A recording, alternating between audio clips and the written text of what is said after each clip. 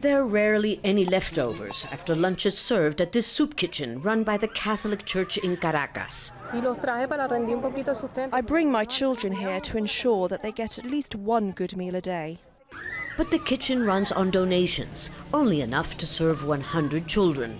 So every day, JUDITH ARCIA is forced to turn many people away. Every day more children come. Our crisis is such that, as they say, shame has been forgotten. People would rather beg for a plate of food for their children than watch them go hungry. She says many of the children were given a special formula to help them recover from severe malnutrition.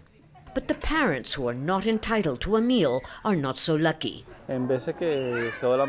Sometimes my wife and I do without food, so at least the children can eat twice a day. Venezuela's prolonged and acute economic crisis, characterized by food shortages and hyperinflation, has seen infant mortality rise to almost 35% and maternal mortality 65% in just the last year. Anemia is rampant. The oil-rich country is now leading Latin America in what is called acute malnutrition, the type described by experts as a rapid decline in nutrition that puts a child's life at risk. Never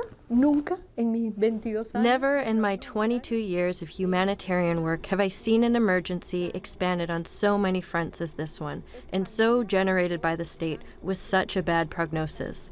Because there's no sign that the government wants to rectify and recognize that it has to address a humanitarian crisis. The Catholic Church and opposition leaders have called for the government to open a humanitarian corridor.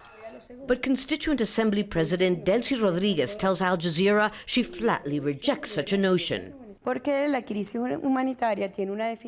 Because under international humanitarian law, by definition, a humanitarian crisis can even facilitate and justify foreign interventions of international coalitions.